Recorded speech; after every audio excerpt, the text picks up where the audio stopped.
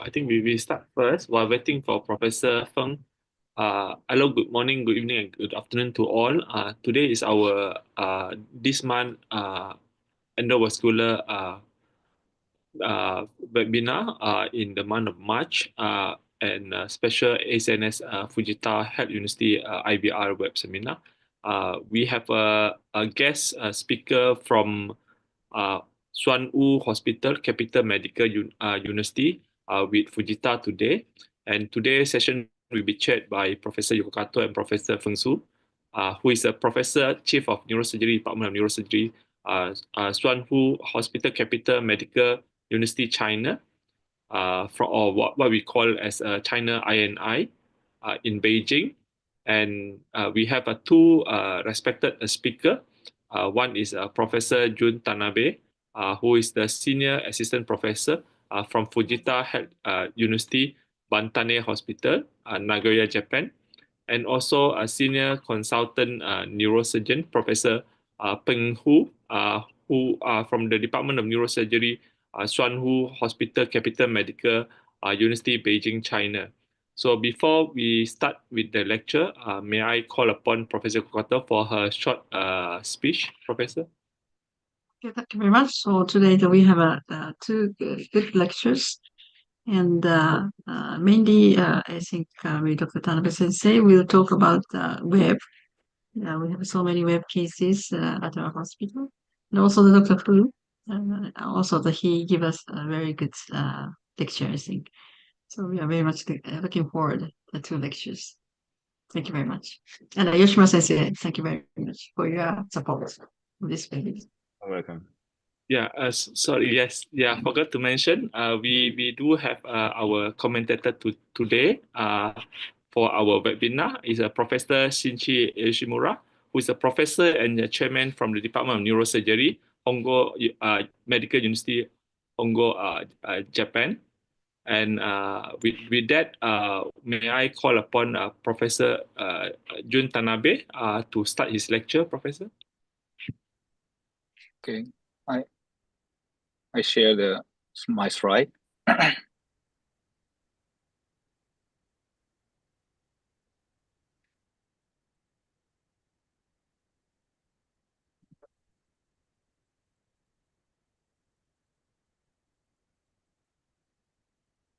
Oh.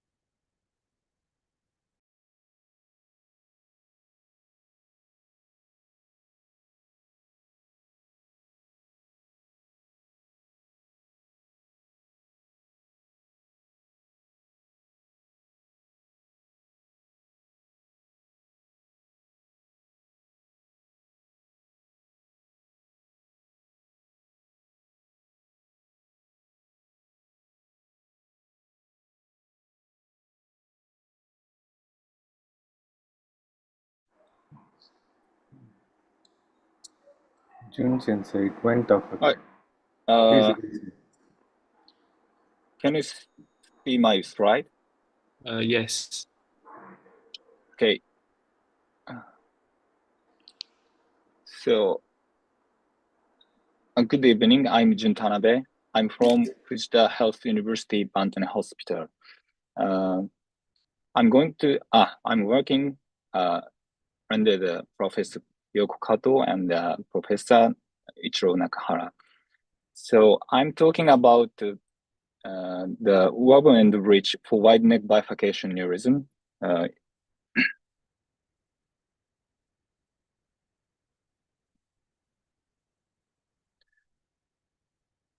So the Woven and the Bridge was introduced in Japan in January 2021, and that was the over 10 years delay in Western country.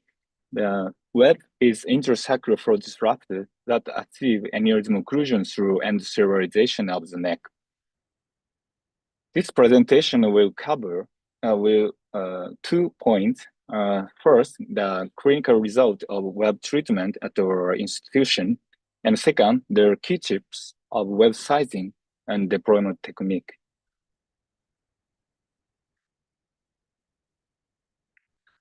We report the treatment outcome of 144 consecutive cases web procedure performed at our department from January 2021 to September 2024.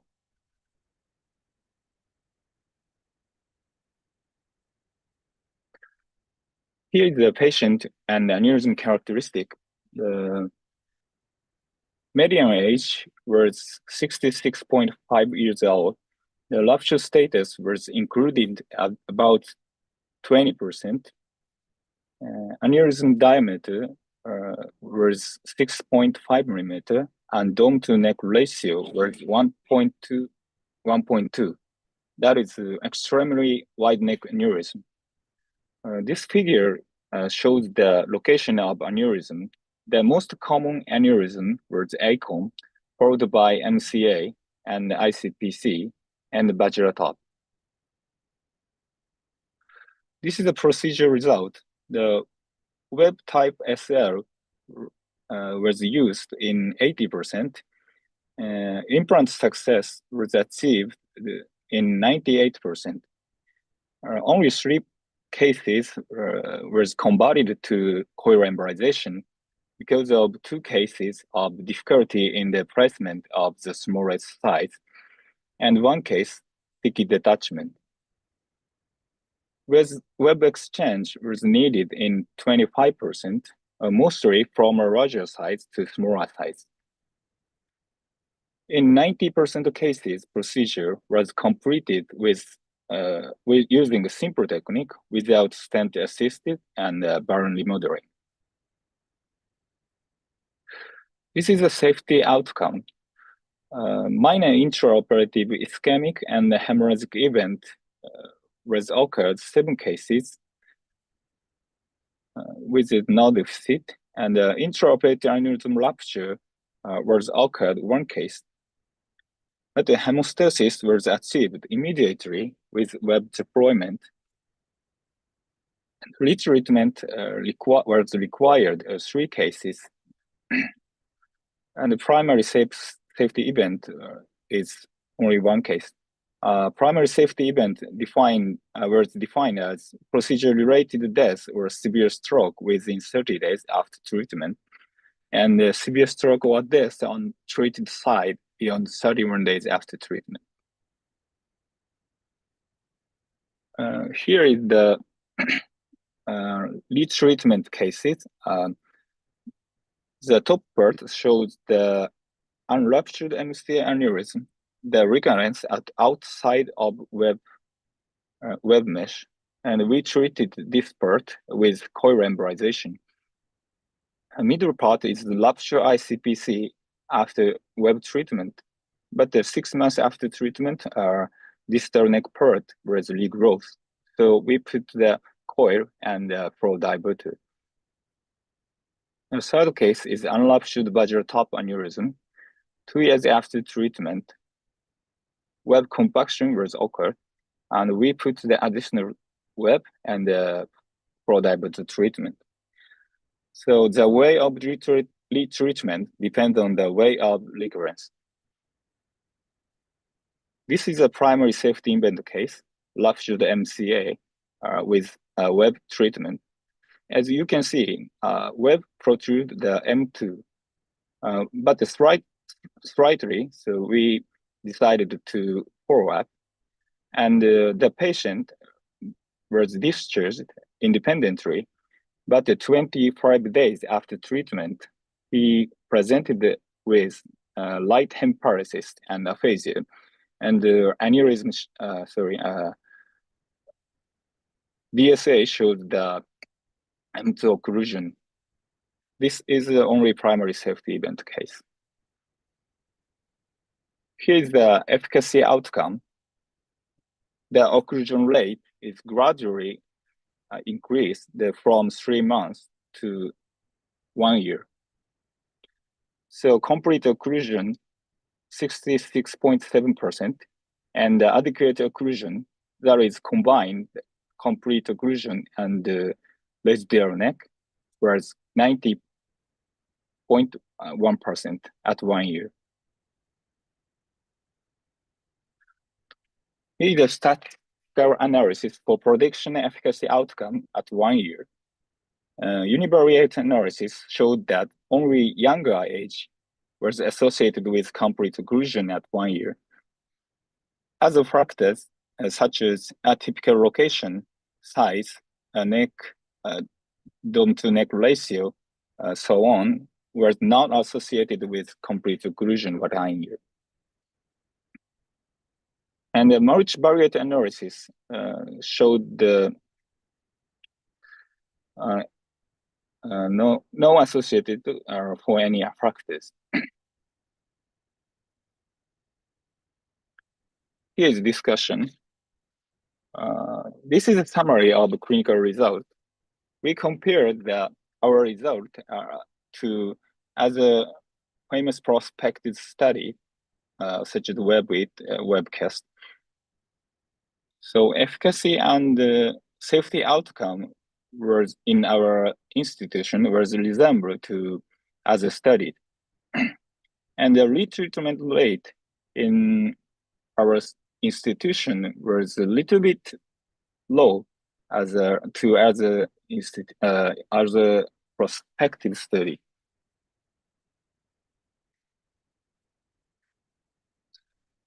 So I'm talking about the site selection. To reduce the retreatment rate, site selection was crucial. So insufficient lateral compression in appropriate site selection is considered to affect incomplete occlusion. We think the oversize strategy is the over-width strategy. The common site selection was used, such as site chart provided microvention based on aneurysm width and height, and the +1 -1 rule. This rule, the web width was determined by adding 1 millimeter to average aneurysm width. Web height was determined by subtracting 1 millimeter from height. But these methods don't work optimally for all aneurysms. So we reported the size selection method incorporating the web ratio based on the volume parameter, that is web volume per aneurysm volume, we reported. If the web ratio, web volume per aneurysm volume, is between the 0.9 to 1.16, we can select the optimal web with high probability of success. Here's the flowchart to select optimal sizing. Most important part is the first step, the width selection. Ensuring the appropriate lateral compression is most important. Second step is to select the web device within the I-web ratio. I-web ratio is the 0.9 to 1.16, and the height is automatically determined. So if we select the into the I-web ratio, we can treat the simple web treatment. Next is I'm talking the key of the deployment technique. It is challenging to deploy for aneurysm with misalignment between the parent artery and the aneurysm. To handle of this issue, we propose the make a flower butt and push at neck technique, shortly, there is flower technique. The main point of this technique is the initial part of deployment. Like this, web was safely unseized at the neck or parent artery until the flower bud shape. This is the flower bud shape, and then push into the appropriate position and fully deployed. This study, we compared the clinical result between the flower bud technique and the ordinary unseized technique. This ordinary unseized technique is a beer catheter is navigate into the deep aneurysm fundus, and the web was deployed with only unseized manner and fully deployed. This is a result. The proportion of the acute parent artery aneurysm angle was higher in flower bud technique because the ordinary technique is difficult to apply the acute PA angle aneurysm. And the occlusion rate was comparable between in both technique. So that's why long-term outcome is favorable even for aneurysm with axis deviation.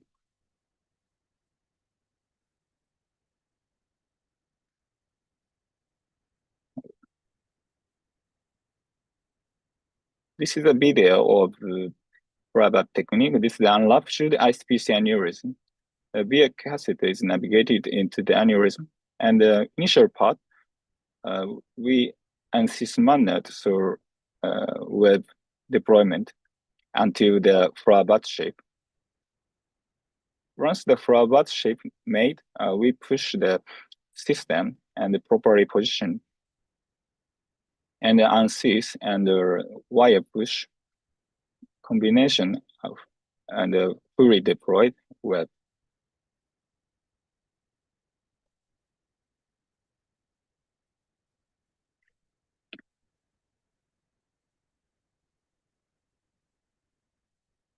This is the case we applied this technique. This case is have a multiple distal PCA aneurysm like this. This aneurysm have issue because the parent artery very narrow, 1.5 millimeter, and wide neck, and aneurysm having a wide neck with axis deviation.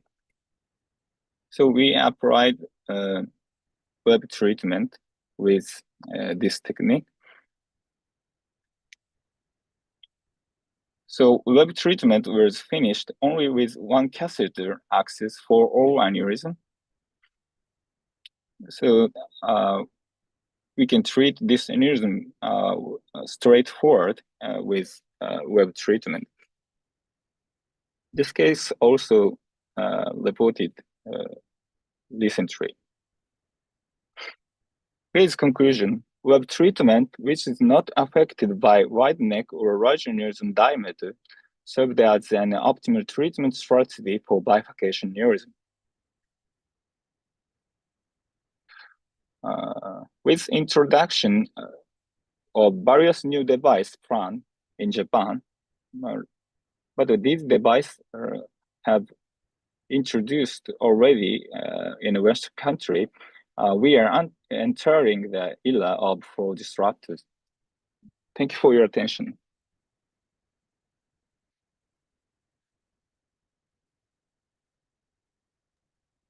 Thank you, Professor. Now we open for discussion. May I call upon Professor Yoshimura for his comment, Professor? Thank you for your wonderful lecture, Dr. Tanabe. My frank question is that to reduce the recurrence after web treatment, it is better to use larger size web. But there is a risk of ischemic events due to herniation of the device to the parent artery. So how do you choose the right size, especially for or irregularly shaped aneurysms, what method or calculation should be used? Thank you for your question. It's a difficult problem. If the aneurysm is very irregular shape, if we select the web sizing, we expect the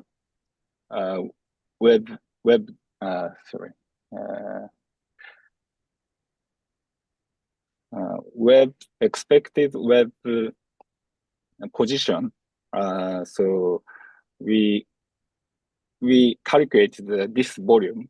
So we and then we use the web ratio select. It's important to select the over width. It's important, I think. Okay. And also, you presented a new index, the I-Wave, Yes. right, in your paper. Hi, So could yes. you explain a little bit more about that? Yes. Wait. Wait a minute.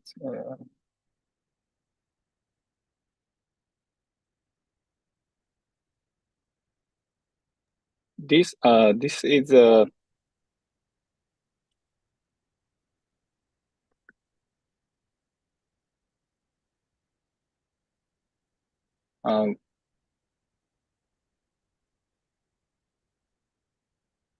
wait a minute. This is the we reported the case web I-Web ratio. We calculated the wait.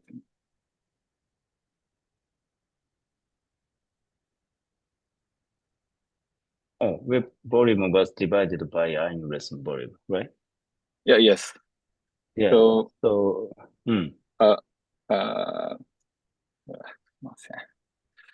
Okay. So if the value was 0.9 to 1.16, it would be the appropriate selection, right? Yes. Yeah. So my question is, you wrote as the I-Wave. Yes. Height is automatically determined. So we don't understand I-Wave. Yes. I-Wave we calculate the in our initial cases the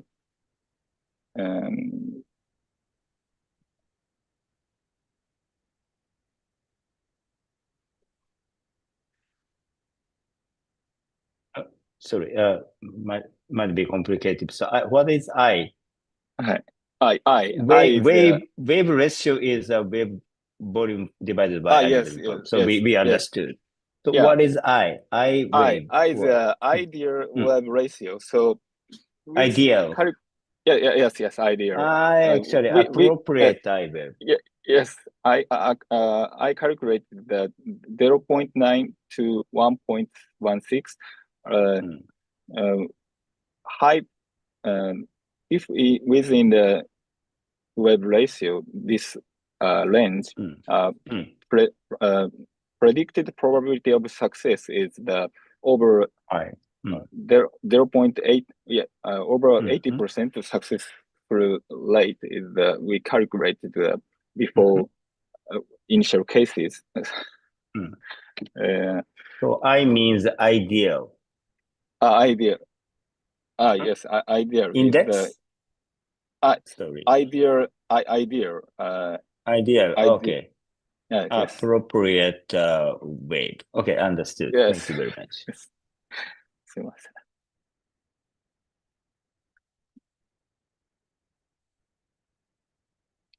Yeah, probably. May I ask some question, Professor? Thanks for your nice lecture.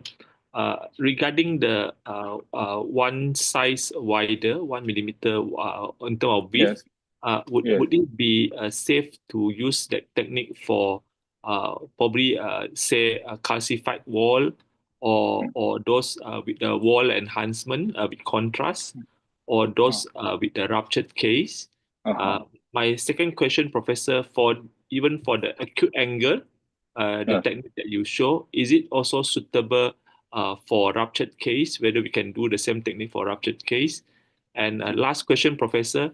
I see in your case series there is no WFNS grade 5 patient. Does it mean that the grade 5 patient are not treated or not suitable for web device? Thank you. Thank you for your question. First question is the one size wider. One yes. size. Oh yeah, yes. It is a no. It is not a problem to one size over web sizing. It is not a problem to causing the rupture. Okay. Yes, include despite this is ruptured aneurysm, it's no problem. And second question is the acute angle. Acute angle. Acute angle also ruptured case. We often apply this technique. It's no problem. No problem. I think. Mm-hmm. And last question. The grade 5. Grade 5.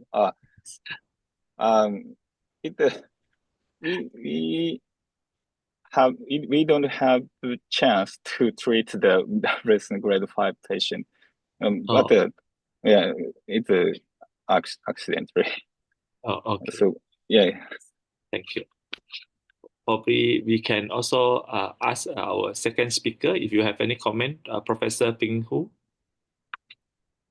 No, thank you very much. Thanks. I think it's very good series and very high aneurysm occlusion and also very low major events. I think congratulations. Thank you. Thanks. Thank you. Anyone? Yes, Viswas, you want to ask question, please? Thank you, Sensei. The excellent presentation, Tanabe Sensei. I have a few questions. Number one is, in case of multiple lobe bifurcation aneurysm, how to measure the appropriate size of wave? This is number one. And if there is a neck remnant, like Raymond-Roy grade 2, or in case of grade 3 occlusion of the aneurysm, how do you follow up this patient? Raymond, okay. First question is if the aneurysm have multiple blood, so we expect the web deployment expected position of the device. So we exclude the breath volume. Okay. Yes. And next question. What is the Excellent. second If question? there is a neck Raymond occlusion 2 or 3.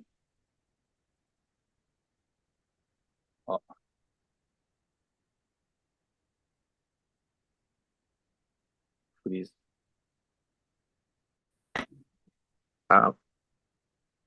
Sensei, do you hear me? Yeah.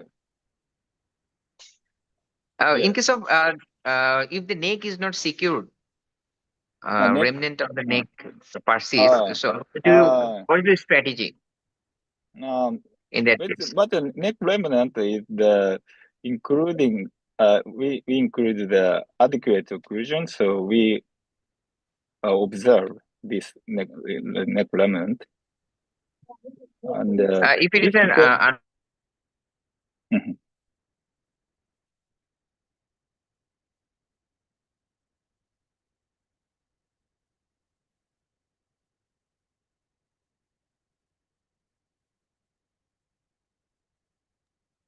Dr. Biswas?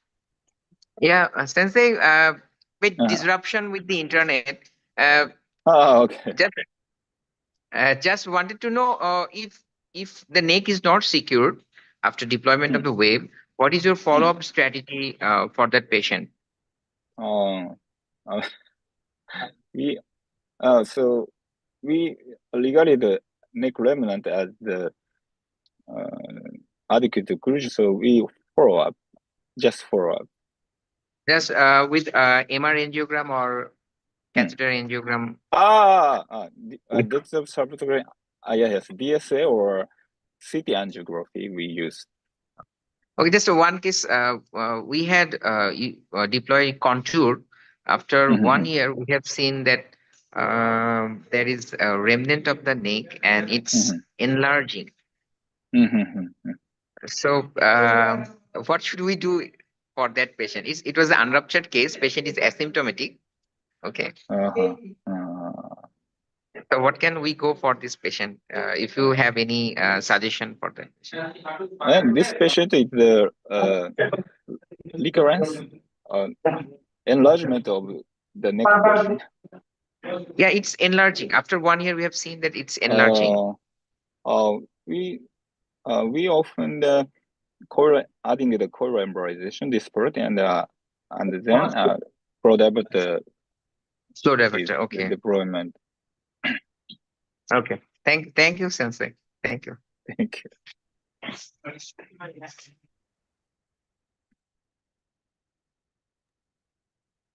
So, Tanabe Sensei, thank you very much for your great presentation. So, do you think this web device is how do you think about the future situation of the web device?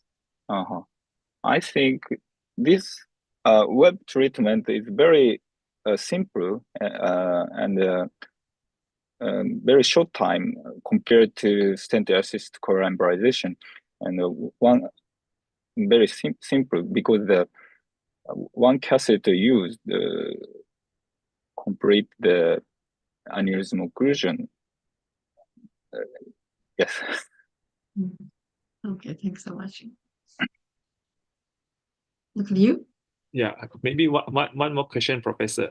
Based on your experience with the web device, do you think that beside a very small aneurysm, what other condition that is not best to be treated with web device based on your experience?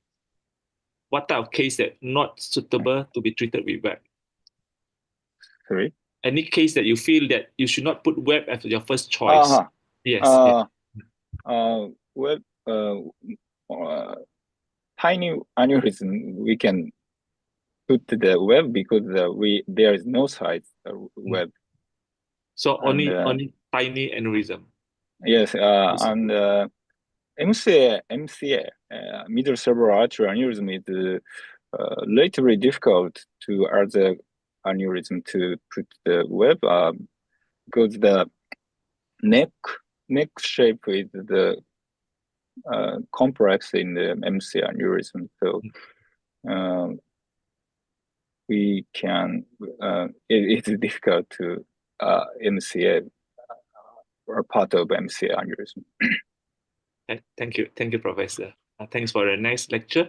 So since there are no more questions, we move on to our second speaker. It gives me a great honor. Yes, Professor? Yeah, we can ask Honchi because he joined already. Oh, okay. Professor, any question for me? Yes. No, Honchi, I cannot read the Chinese letter, but is he Honchi? From Chengwu Hospital. It's written yellow or something.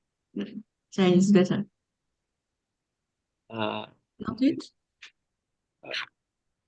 Another chair. Oh, yes. Dr. Honchi, Chengwu Hospital. I don't know, but he What is this? He's joined.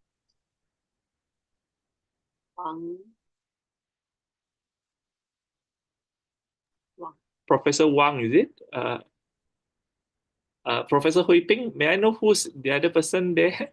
Is it your colleague? No, it's not Professor Hongqi. Oh, okay. So he didn't join. Yeah.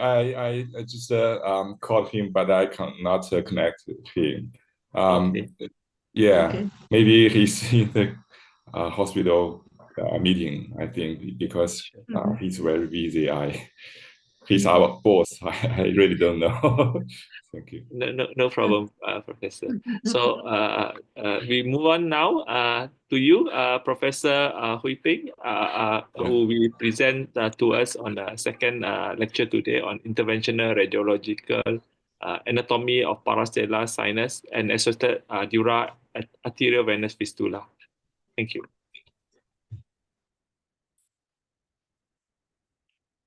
Thank you very much, professors, and especially Professor Kato. I'm appreciative for having me here tonight. My topic today will be the interventional anatomy of the parastellar sinuses and the dural AVF. We are in the neurosurgery in Beijing, which is our old capital in the Chinese nation over 600 years. We have lots of history of interest here to be visited.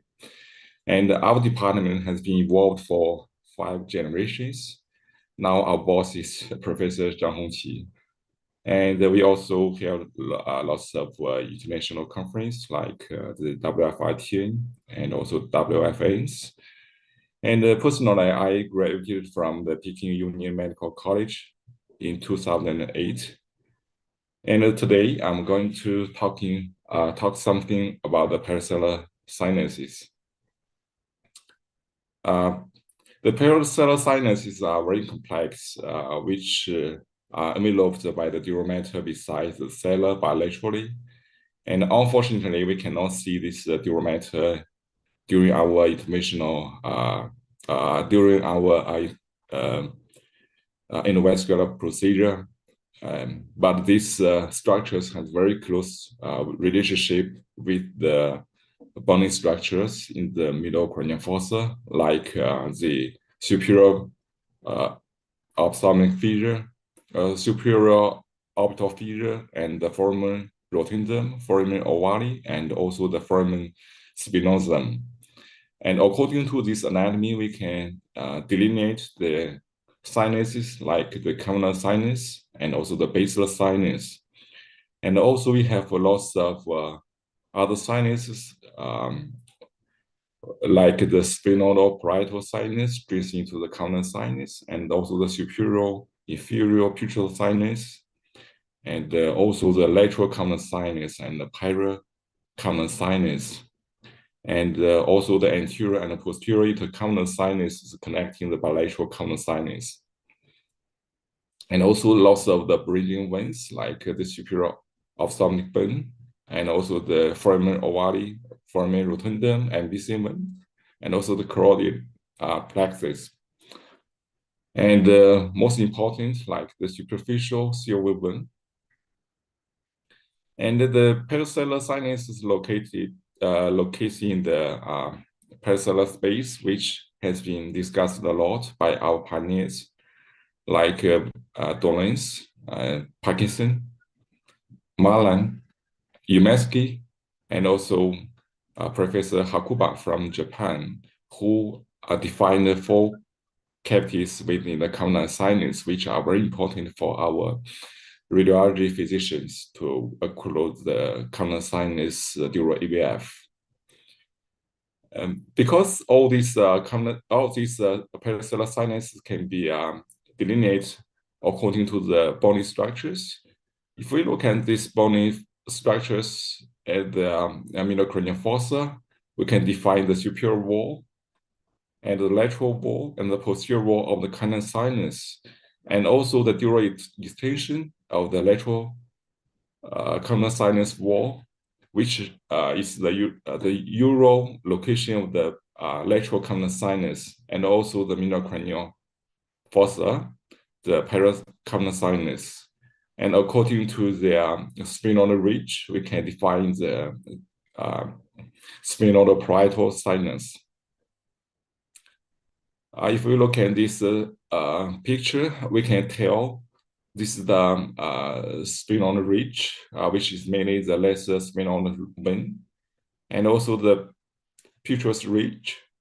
And the middle part, we can see this dorsum thalli, and also the superior orbital fissure, and the foramen rotundum, and also the optic canal. And the foramen rotundum in line with the triangular compression. The medial border is the lateral boundary of the posterior part of the canal sinus. This is a trigeminal compression.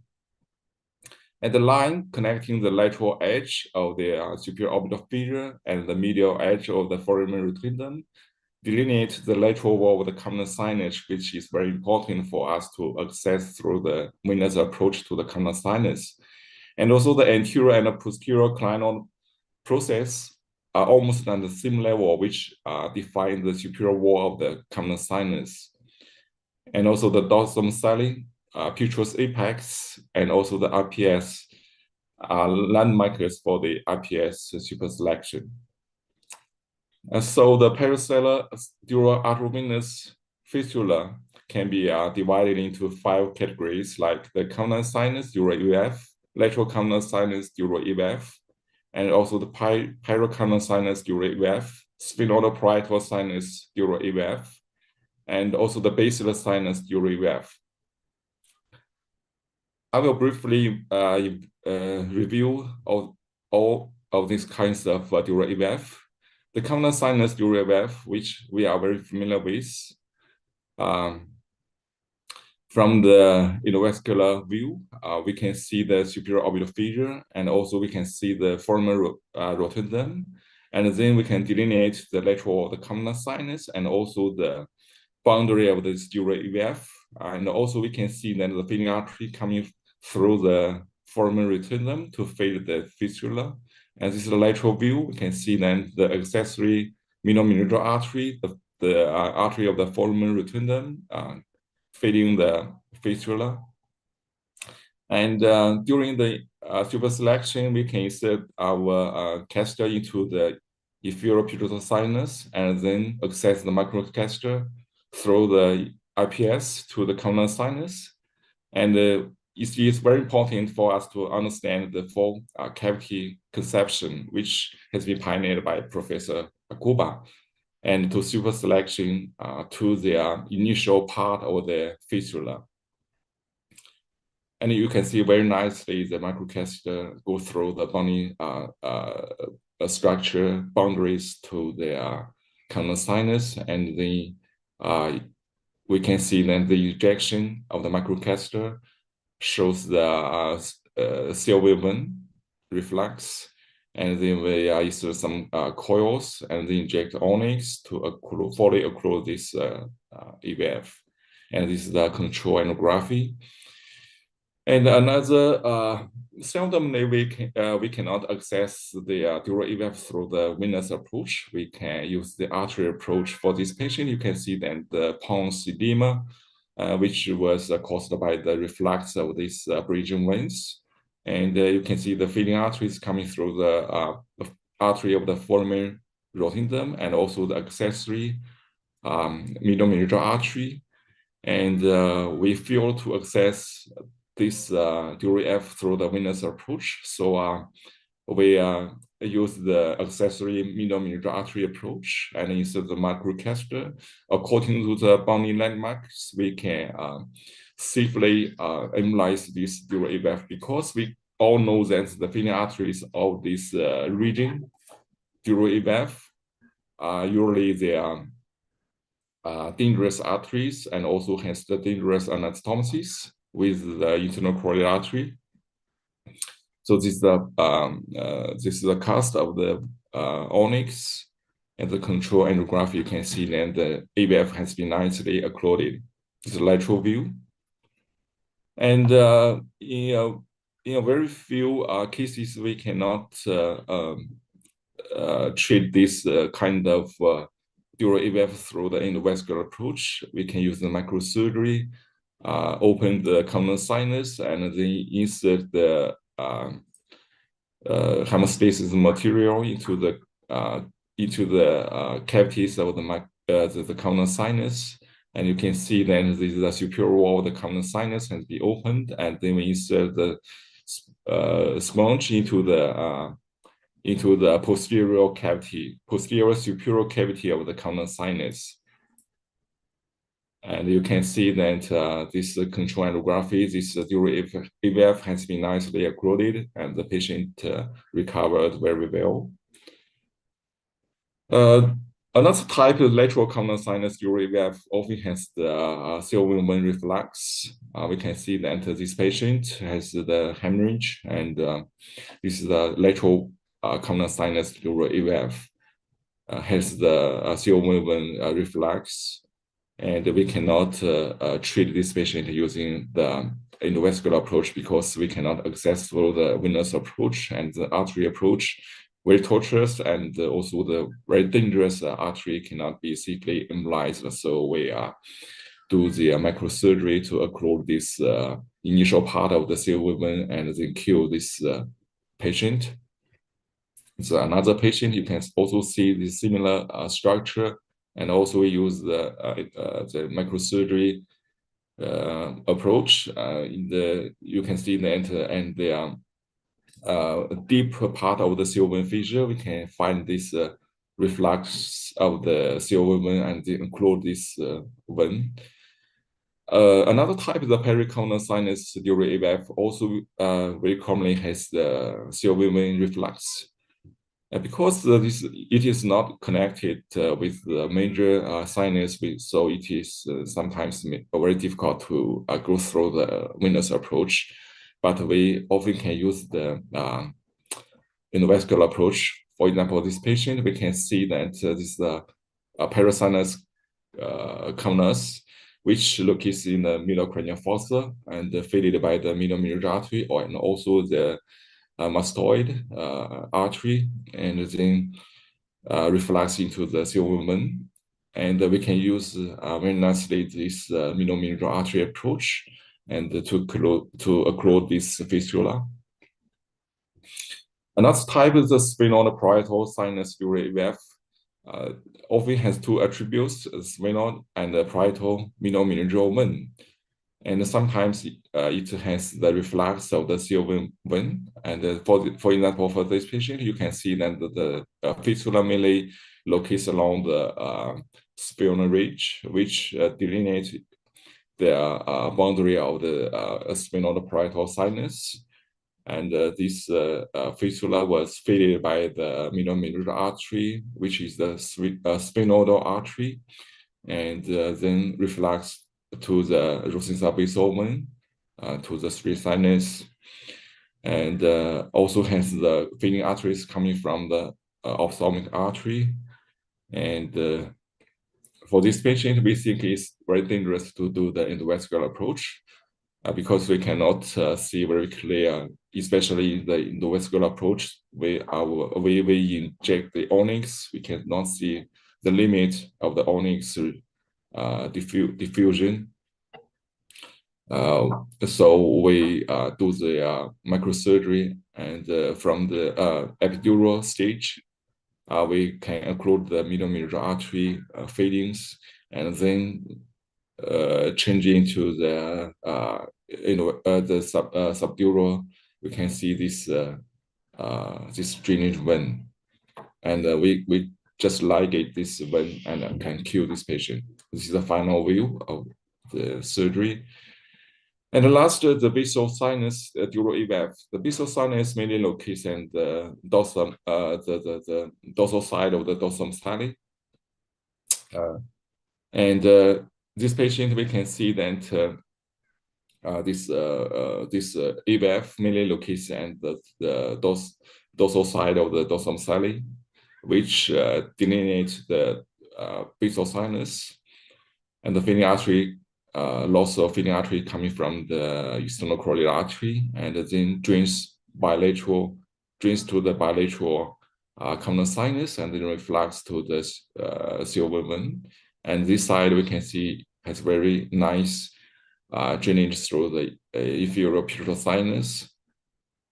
And the lateral view, and what we do is through the inferior pituitary sinus, and then access the microcatheter, two microcatheters into the fistula, one deploy the coils, and the other inject onyx, and then finally we can cure this patient.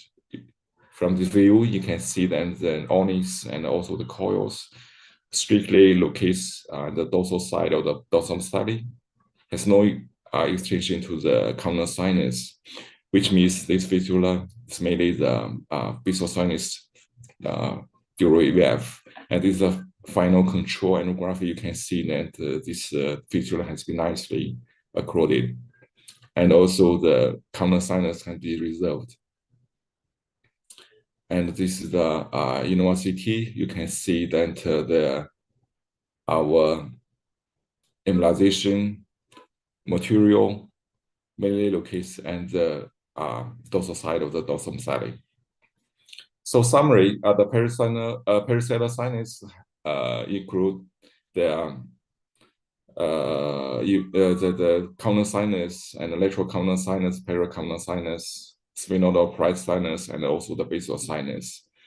And the pericellular sinus has their anatomy landmarks, which should be paid very extension during our endovascular procedures. And the associated dural EVF have distinct phases, which should be carefully investigated before treatment. Thank you.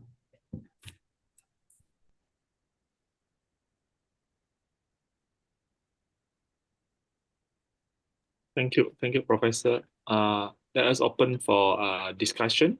Again, I would like to call upon Professor Yoshimura for his comment and question.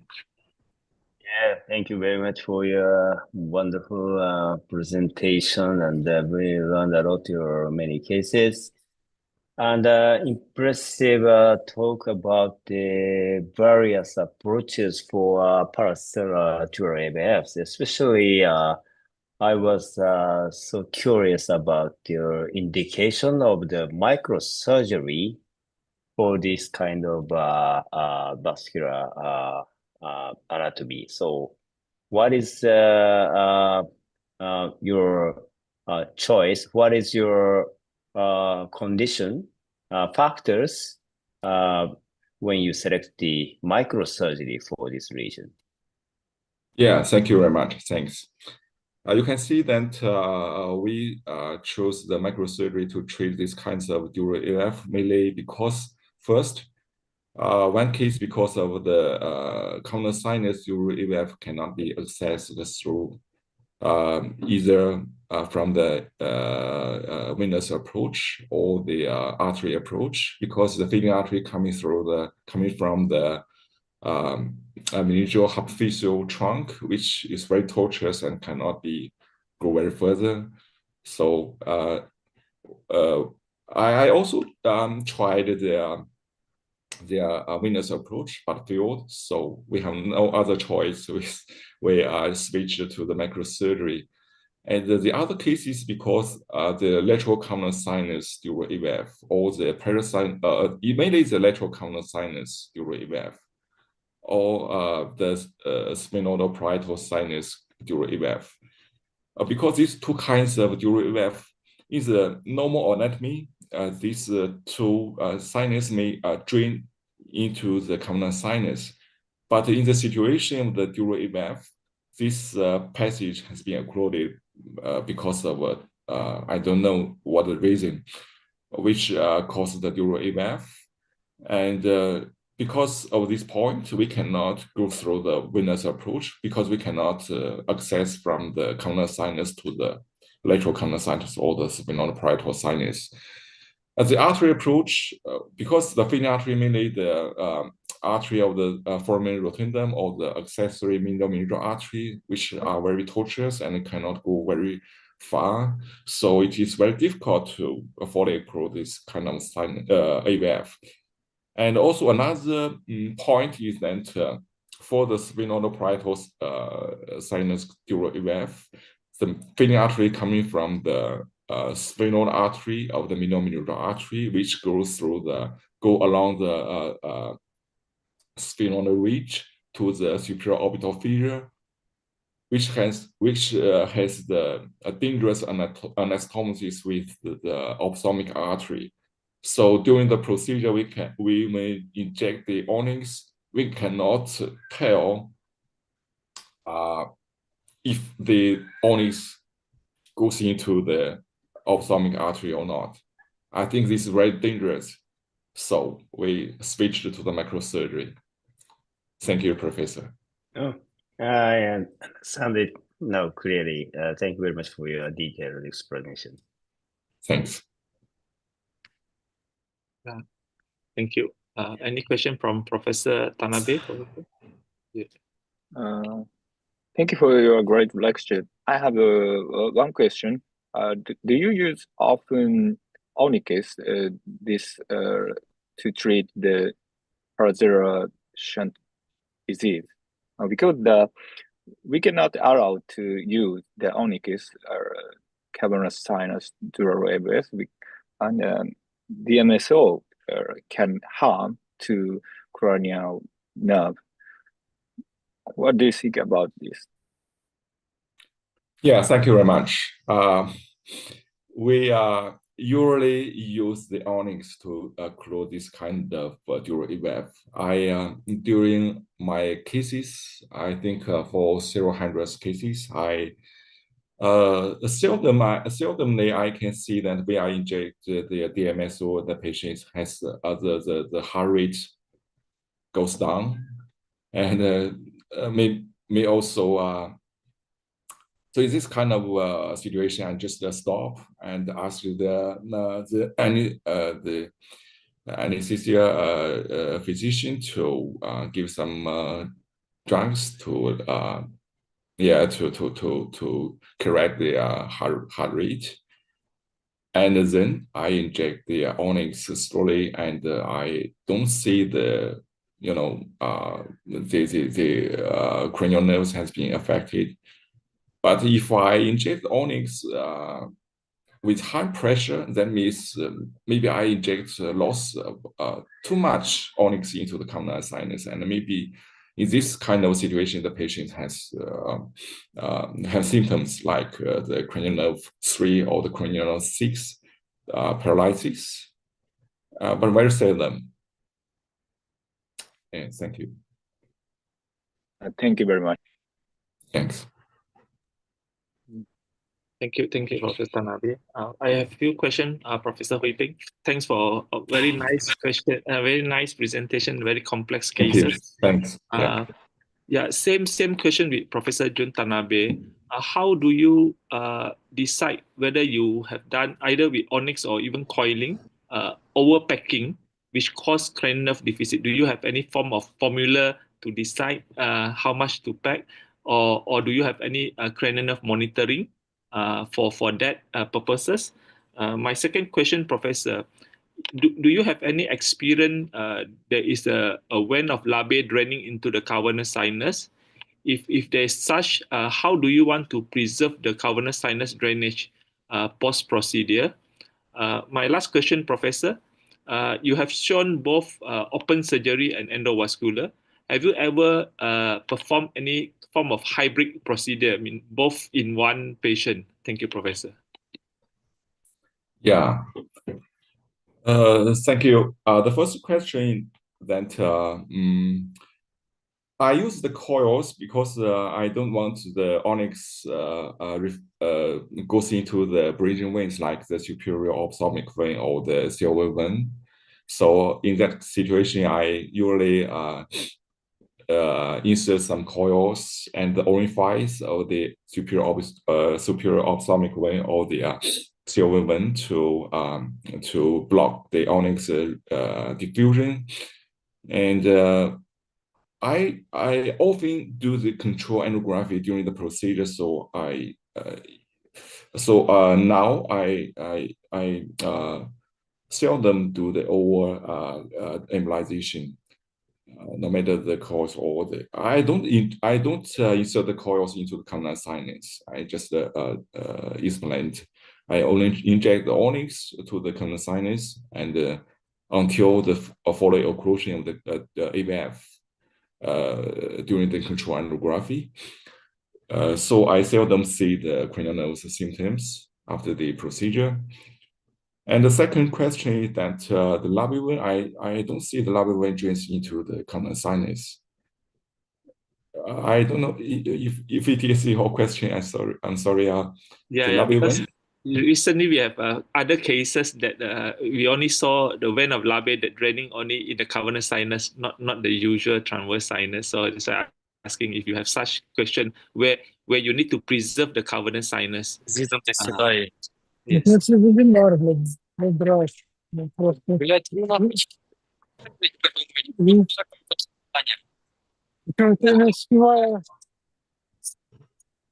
How about hybrid procedure, Professor? Have you ever experienced you do a open surgery combined with an endovascular procedure? Do you have any experience? Combined, hybrid procedure. Actually, I didn't do that. But our colleagues has such an experience because I seldom. I think it's really unnecessary to combine these two procedures because if I can do the endovascular approach, no matter through the venous approach or the artery approach, I can fully occlude this dural EVF, then I choose the endovascular approach. But if I think it is required to go through the endovascular approach, I switch to the microsurgery. And just like I showed in the cases, no matter the common sinus dural EVF or the lateral common sinus or the sphenoparietal sinus EVF can be treated only through the microsurgery. And sometimes I will use the hybrid operating theater because I need to do the control angiography when I finish the microsurgery. But I don't do the endovascular embolization during the surgery. Okay, so you use the hybrid OT only for check angio after your surgery? Yeah, okay. Exactly. Yeah, thank you. Maybe we can ask a comment from Professor Yoko Kato, Professor. Thank you very much, Dr. Peng Wu. I think so. Anatomical consideration of the cavernous sinus is very important. But do you want to emphasize for the YNS to study the cadaverous section of the cavernous sinus is very effective for the treatment endovascular drugs, that lesions. How you can teach the YNS or recommend the YNS in the future?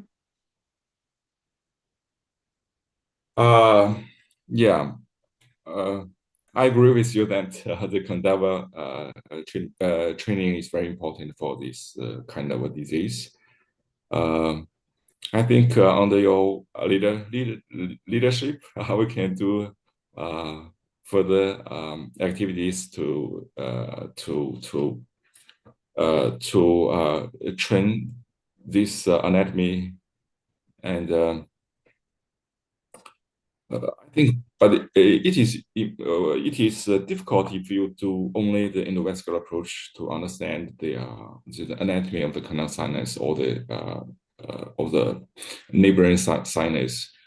But if you only do the microsurgery, sometimes you may be very difficult to understand the feeding arteries or something else. This dural EVF. So I think the best way is to combine these two kinds of strategies and also do these two kinds of treatments, and you can understand very well, I think, for this kind of disease, anatomy and also the disease. Okay, thank you very much. Thank you. Thank you, Professor Kato. Probably one more last question, Professor. You show that open surgery, you use a hemostatic agent. There are so many hemostatic agents. What is your choice of hemostatic agent that you use to treat cavernous sinus in open surgery? What material?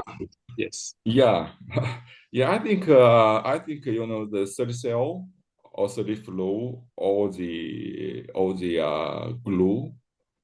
I mean the fibrin glue or the sponge. I think all can be choice to insert into the canal sinus, but not too much.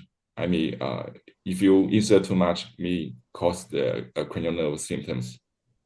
So you use multiple different hemostatic agent. There's no specific rules or type that you prefer. Any? Yeah, I prefer the Certicell or the sponge. I don't use the glue because I cannot see the where the glue goes into. I'm very afraid for the glue into the the brain veins, like the CON vein or the ophthalmic vein or the superior sinus or the the pontine brain veins goes into the posterior fossa. So I seldom use the glue. I just use the Certicell or sponge. Okay. Thank you again for your excellent lecture. So we have Thank you very much. a great program today with two great speakers, Professor Jun Tanabe and Professor Peng Hu. And before we close the session, since there are no more questions, probably we hear a remark from Professor Yoshimura first. Professor. Thank you very much for inviting me to this wonderful conference. We learned a lot about the web treatment and also paracellular dual AVF. So based on lessons from them, we would like to improve our daily practice from tomorrow. Thank you very much, everyone. Thank you for Professor Yoshimura for your kind acceptance and joining our webinar today. And probably we hear from Professor Kato before we close the session. Okay, thank you very much. As it was lectured, especially Dr. Tanabe Sensei, the web treatment is kind of I think a future, our future of the treatment of the aneurysm cases, I think. So, and also the Peng Hu, your talk is also very nice, and we learned a lot from both of you. I really appreciate. All the best in the future, your treatment career. Thank you so much. Thank you, Professor Kato. So again, I would like to thank our both speaker and our discussion, Professor Yoshimura. And we're going to end our session for today, and we see again next month. Thank you, everybody. Bye-bye. Thank you. Thank you. Thank you. Thank Good you. night. Thanks. Thanks so much. Bye. Bye. Yoshimura Thank you.